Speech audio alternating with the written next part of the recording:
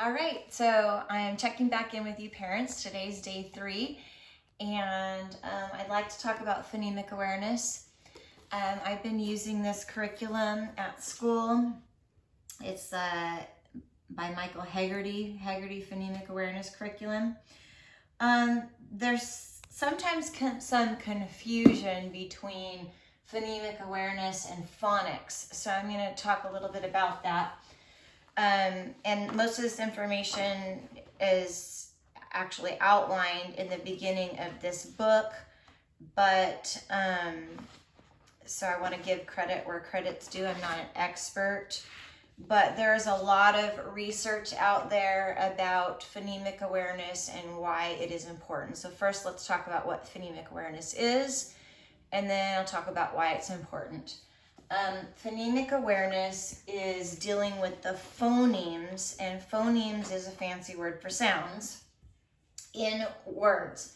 So, like in the word phonemic, the first sound you hear is we spell that in phonemic awareness with a PH. That would be phonics. But the sound itself is a phoneme. So when you're breaking up words into phonemes, you're just breaking the words up into the basic sounds that you hear. So, like spoken, spoken. And like the N at the end is spelled E-N, so that would be a phonics spelling pattern, but the phoneme is N. So phonemes are the sounds. It's dealing with the spoken language. It is mostly auditory. We're dealing with what you're hearing, not necessarily what you're seeing in the written language or how you are to write it. That would be phonics. And we're manipulating those sounds.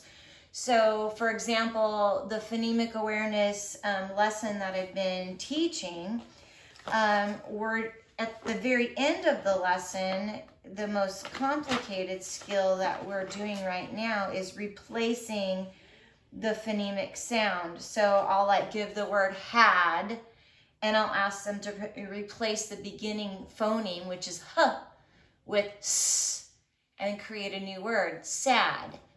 And we'll replace the s with b, and that makes bad. So we're dealing with phonemes and breaking words up. The other thing that we're doing right now is breaking up the sounds, like in the word me, the phonemes are m, e. We're also dealing with the beginning sound we hear and the ending sound we hear. So like in the word had, what's the beginning sound you hear? We might bounce on that a little bit. Had.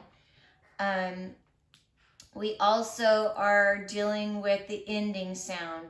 So in the word had, what's the last sound you hear? D. Previously, in previous lessons, we've talked about the medial sound. So a lot of times you'll see me do this rainbow or roller coaster through the word. Like in the word had, again, it would be had, and we can hear that middle sound, ah, up at the top. So these are some of the cues, the visual cues I'm giving the kids with my hand signals to help them hear and isolate those sounds. So things you can do at home to talk about phonemic awareness or to develop phonemic awareness in your children would be just paying attention to the sounds and having them break words apart. Like, oh, there's a stop sign. What do you hear at the beginning of stop sign? Or what do you hear at the beginning of stop? What do you hear at the end of stop? Nursery rhymes and poetic language is, there's a lot of research that shows that that is really good for children in developing that phonemic awareness, because there's a rhyme and a meter to the language. There are rhyming words in it. So anyway, contrasting that with phonics, I've already talked a little bit about that, but phonics are the graphemes or the letters, and the sounds that correspond with that. It's dealing with more with the written language and how do we write those sounds that we hear. And so it's visual and auditory because we're obviously hearing the word and we're hearing the sounds in the word, and then we have to write that, or vice versa. We're seeing a word and we have to use those visual clues of the letters that you're seeing, the letter patterns that you're seeing, and then what sounds do those make. So it deals with reading and writing because you have both those sides, right? You have the sounds that you have to create with reading, and then you have on the other side, you have to create the word from the sounds that you want to make. So reading and writing. So, and then when we're writing according to the sounds and the spelling patterns that we've learned. So some phonemes are straightforward and some phonemes are not straightforward. They're like the sound ow can be written like 4 different ways. O-W, O-U, O-U-G-H. So phonics is, when we're getting into, we start in kindergarten and, up through, 2nd, 3rd grade, understanding those, hearing the phonemes, and then how do we write that would be the phonics. So some research that I want to share with you about some findings about why phonemic awareness is so important. The 2 best predictors of early reading success are alphabet recognition and phonemic awareness. That's according to some research by somebody named Adams in 1990. Phonemic awareness is central in learning to read and spell. Phonemic awareness is the most potent predictor of success in learning to read. It's more highly rated in reading than tests of general intelligence, reading readiness, and listening comprehension. That's from a study that in 96 and then in 1994. Stanovich.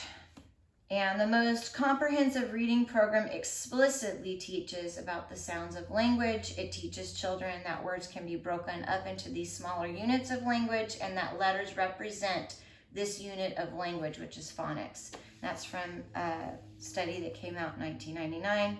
All children can benefit from being taught directly how to break up spoken words into smaller units and how letters represent words. So phonemic awareness is one of the key building blocks to unlock language and reading. So that's why my commitment has been to my students. I started this program last year, and this year I have been committed to not missing a day of teaching this curriculum to fidelity. We use phonemic awareness in lots of different ways: songs, poems, rhyming, just in language in general.